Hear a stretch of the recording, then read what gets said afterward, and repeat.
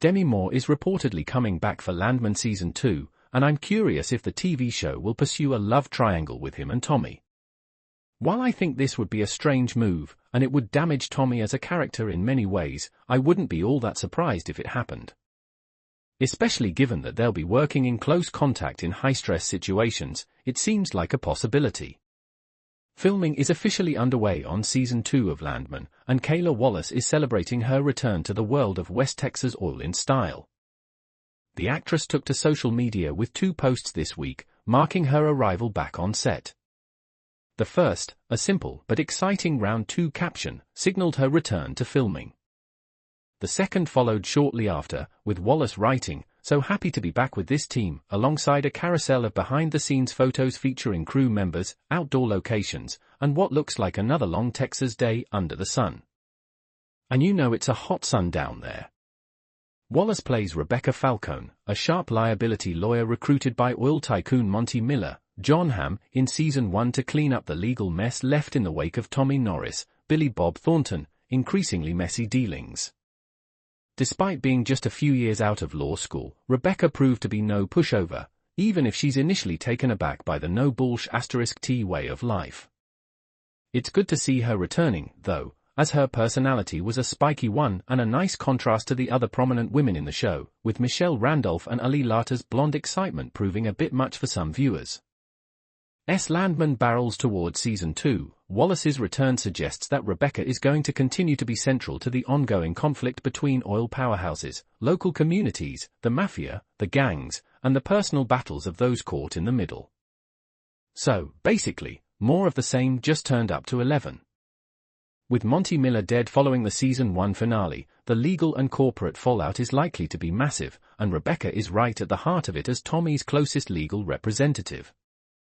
Landman is co-created by Taylor Sheridan and Christian Wallace, and is based on the Texas monthly podcast Boomtown and explores the rough, real-world politics and personalities fueling the West Texas oil boom. Alongside Wallace, the ensemble cast includes Billy Bob Thornton, Ali Larter, Jacob Laughlin, Paulina Chavez, Michelle Randolph, and James Jordan. It wasn't even the societal norms that bugged me about their relationship as much as it was the trauma they both shared. I thought their relationship could be nothing but unhealthy because they both had such fresh trauma that they hadn't properly processed. Ariana lost her husband and the father of her child, while Kooper watched 3 men die and was nearly beaten to death. It didn't seem like a great foundation for a healthy relationship. I thought Kooper and Ariana's romance should have waited for Landman Season 2 so they could have more time to grieve. It wasn't even the societal norms that bugged me about their relationship as much as it was the trauma they both shared. I thought their relationship could be nothing but unhealthy because they both had such fresh trauma that they hadn't properly processed. Ariana lost her husband and the father of her child, while Kooper watched 3 men die and was nearly beaten to death. It didn't seem like a great foundation for a healthy relationship. I thought Kooper and Ariana's romance should have waited for Landman Season 2 so they could have more time to grieve. A pair of young people who are simply clinging to each other to avoid thinking about a traumatic event don't have such a realistic view of the future. If Kooper and Ariana were just trying to block out their pain, she wouldn't have even entertained the idea that Kooper might not love her. Landman has convinced me that Ariana and Kooper are more than capable of handling their relationship in a mature way, and I agree with Ariana that it's worth figuring out. Even if they end up realizing it was a mistake down the line, I now think their relationship is at least worth exploring. Ariana's explanation of what her and Kooper's relationship is made their story going forward in Landman much easier to understand. Now, they're not 2 kids who are stupidly falling in love at the wrong time, they're 2 adults who are trying to make sense of a whirlwind situation. Likewise, if Kooper gets targeted by Manuel and Antonio's friends again, it won't be the result of a mistake, it will be the result of a conscious decision to give their relationship a chance despite the odds. I think their relationship, ironically, the part of the show that's been a weakness all season is the one that feels the most well-developed in the finale. The personal lives of the Norris family are in brand new places. Ariana begins to get closure on Elvio's death, which also signifies hope for her and Kooper. And while Ainsley's relationship with Ryder is partly played for laughs, it resonates more when looking back at how her previous boyfriend treated her in the series premiere. She finally has someone who seems to fully appreciate her and is willing to stay with her. As for Angela and Tommy, there's not a huge turning point for them, but Angela supports Tommy when he needs her the most. It's good to see that part of the show finally have a major impact. Yet if the series isn't able to come back for another season, this finale isn't the best place to leave anyone who's not in the Norris family. Outside of the Norris clan, the crumbs of hope winds up pushing many characters to the sidelines. Demi Moore is given her meatiest scenes yet, as Cami Miller talks to Tommy about what she wants for her future and that of her own family. It's a little bit laughable when Cami talks about wanting to have enough money to be remembered, because as Tommy points out, that's more about ego than anything else. But the scenes between Moore and Billy Bob Thornton do feel like world-weary conversations between old friends. It's a shame that their friendship wasn't able to be explored further throughout the season. Jon Hamm's character Monty Miller is dead, but he doesn't pass until a silent scene late into the finale. He may as well have died at the end of episode 9, because his wishes are executed once he becomes legally incapacitated. Having the character in surgery off-screen doesn't add or change much plot-wise. Tommy still has to rally the MTX team, and there's limited screen time for both Rebecca Falcone and Nathan. If the series does get renewed, Colm Feore deserves much more to do as Nathan, because he's quietly been fabulous all along. The big winner in this group is James Jordan, because Dale gets a hilarious extra scene in which he torments Ryder when Ryder comes to the oil house to see Ainsley. Tommy's expanded role in MTX's leadership could also have a big impact on other Landman characters. Angela, Ali Lata, for example, already bemoans how much Tommy works, and those complaints won't go away now that he's a vice president. Cooper's, Jacob Lofland, decision to start his own oil company will also put him in direct competition with MTX, which should put a new strain on the Norris family. Even Cami could have more to do in the next installments of Landman, as she could either take a bigger role in MTX or at least figure out what to do without Monty around. Dallas Cowboys owner Jerry Jones swings by Monty's hospital room to impart some wisdom about how Monty should spend more time with his kids, but then uses his example of buying the NFL team and employing his children, which doesn't seem like a super replicable model, but who am I to say? After he leaves, Monty seems hesitant to take the older man's advice. He blames his third coronary bypass procedure on a bum heart, not the stress of his business, and worries that he'd have no purpose if he retired. That said, he tells Tommy reluctantly, "I am planning on stepping back and making you vice president of operations." But, twist! He's also offering a VP spot, exploration, to Rebecca, who is the shrewdest negotiator I've ever seen, and she's an absolute killer, Monty says. In the face of Tommy's protests, Monty suggests that he learn how to work with the lawyer, Jon Hamm, at the end of Landman Season 1, Episode 9, but it's not entirely clear whether he lived or died. As the head of Tommy Norris, Billy Bob Thornton, Oil Company, MTX, Monty is one of the most important characters in Landman. He makes the big decisions about which wells to dig, which rigs to work over, and his story brings the high-stakes business side of the oil industry. It also put him on the giving end of Ariana's, Paulina Chavez, settlement, however, and the massive payout caused his third heart attack. By the ending of Landman Season 1, Episode 9, it seemed like Monty was going to make some major changes because of his heart issues. He named Tommy as the new vice president of operations for MTX, he offered Rebecca, Kayla Wallace, the job of vice president of exploration, and he even said he was going to step back from the job and spend more time with Cami, Demi Moore, and his family. Those changes seemingly weren't enough, however, as Monty's heart rate spiked, and he looked physically uncomfortable just before the episode ended. It's not clear what happened to Monty, but Landman did hint at his fate. Based on how Monty's heart rate spiked and how much pain he was in, it looks like he is either dying or dead in Landman Episode 9. Monty himself said he had a busted, rotten heart, and the constant stress of managing a multi-billion-dollar oil company wasn't doing him any favors. His increased heart rate and physical discomfort could be a sign that he was having yet another heart attack immediately after his third bypass, which would be catastrophic for his health. If Monty didn't already die from his heart complications, he's almost certainly at death's door. There's another hint in Landman Episode 9 that Monty isn't long for this world. The morning after his heart rate increased, Tommy got a call from Cami that didn't go well. While Landman didn't reveal exactly what Cami said, Tommy's response of "I'm sorry to hear that. What can I do? Is there any way I can help?" seems to indicate that Monty is dead. On top of that, the coyote Tommy saw get shot at the end of the episode. Ariana is spooked when Kooper starts talking about their shared future, given that they've only kissed a few times and things are still so weird. She tells him to focus on his own life, but he's got something to say. "I have a dream, but don't know if I have the courage to chase it just for me," he tells her, adding that he's already risked his life and quit his job for her, because he's in love with her. "You want proof that I won't quit?" he asks, lifting his shirt to show her the giant, purple bruise across his chest. "My body is my proof. I took one look at you, and I fell, and I'm still falling." She starts kissing him, but then the doorbell rings, interrupting them again. And she grumbles that God is begging us not to do this. After she dispatches the door-to-door salesman, she climbs on top of Kooper and declares that they're going to find out if they truly have chemistry, and then her son starts crying from his crib. This is God's last warning. "If you don't take it, you're stuck with me," she quips as they keep kissing. Kooper is more than okay with that. Tommy returns home from seeing Monty to find that Angela has made paella and invited Ryder to stay for dinner.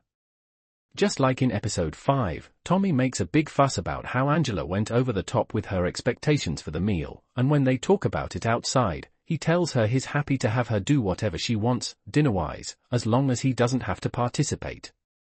"I think we're supposed to side with him on this, but do whatever you want, but don't expect me to take part," is a bummer of a thing to hear from your partner. Ironically, the part of the show that's been a weakness all season is the one that feels the most well-developed in the finale. The personal lives of the Norris family are in brand new places. Ariana begins to get closure on LVO's death, which also signifies hope for her and Kooper. And while Ainsley's relationship with Ryder is partly played for laughs, it resonates more when looking back at how her previous boyfriend treated her in the series premiere. She finally has someone who seems to fully appreciate her and is willing to stay with her. As for Angela and Tommy, there's not a huge turning point for them, but Angela supports Tommy when he needs her the most. It's good to see that part of the show finally have a major impact. Yet if the series isn't able to come back for another season, this finale isn't the best place to leave anyone who's not in the Norris family. Outside of the Norris clan, the crumbs of hope winds up pushing many characters to the sidelines. Demi Moore is given her meatiest scenes yet, as Cami Miller talks to Tommy about what she wants for her future and that of her own family. It's a little bit laughable when Cami talks about wanting to have enough money to be remembered, because as Tommy points out, that's more about ego than anything else. But the scenes between Moore and Billy Bob Thornton do feel like world-weary conversations between old friends. It's a shame that their friendship wasn't able to be explored further throughout the season. John Hamm's character Monty Miller is dead, but he doesn't pass until a silent scene late into the finale. He may as well have died at the end of episode 9, because his wishes are executed once he becomes legally incapacitated. Having the character in surgery off-screen doesn't add or change much plot-wise. Tommy still has to rally the MTX team, and there's limited screen time for both Rebecca Falcone and Nathan. If the series does get renewed, Colm Feore deserves much more to do as Nathan, because he's quietly been fabulous all along. The big winner in this group is James Jordan, because Dale gets a hilarious extra scene in which he torments Ryder when Ryder comes to the oil house to see Ainsley.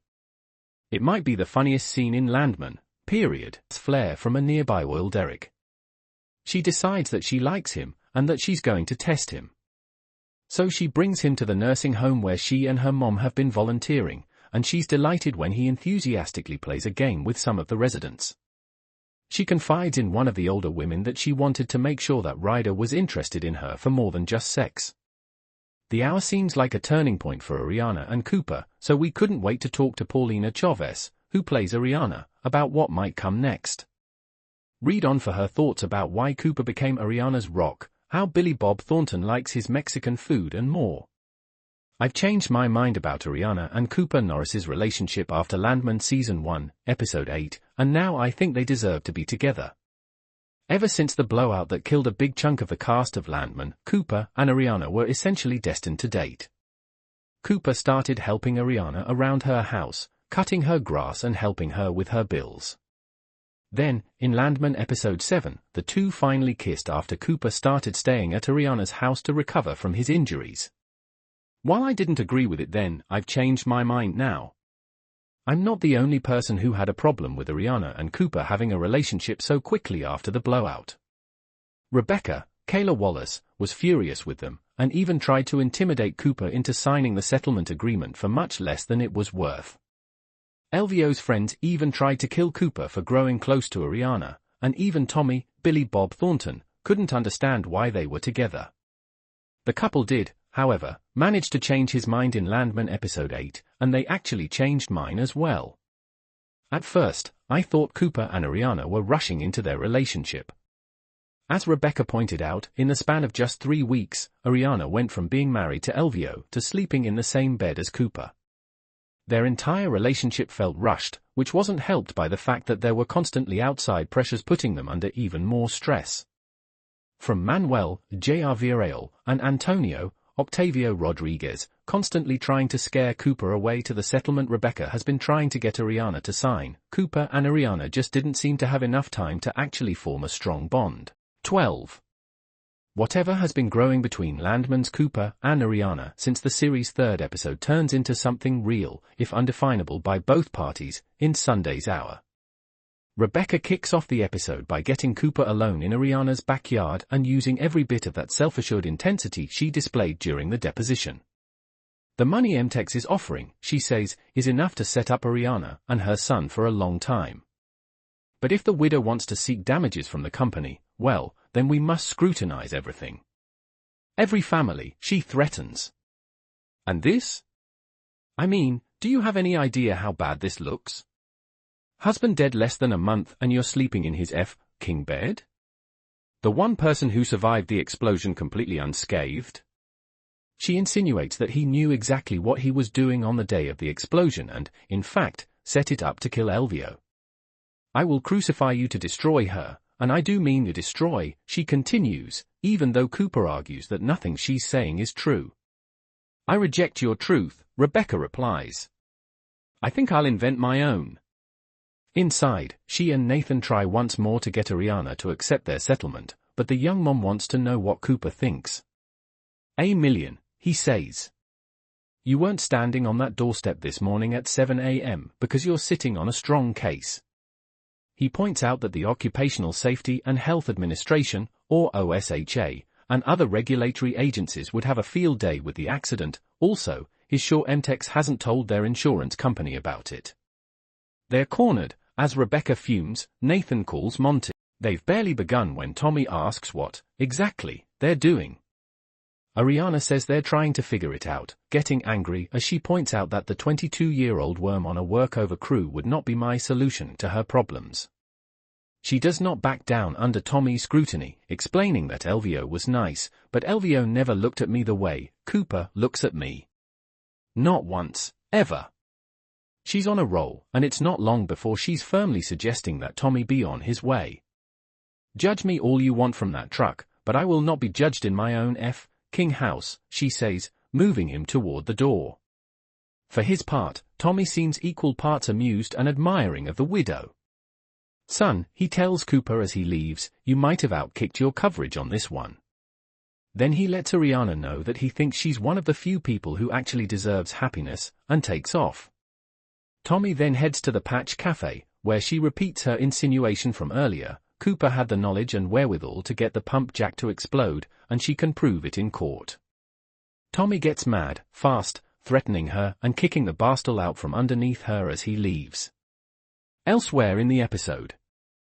The Texas governor agrees to Monty's request to have the Texas National Guard train in the area where they're having problems with the cartel. The idea, a strong militaristic presence will deter drug activity on oil company property. It goes sideways, though, when the Guard practices air assaults in the area where a drug transfer is underway, and one of the explosions blows up a van, killing at least one person. Monty's chest pain doesn't go away, and he winds up in the hospital after having his 5th heart attack.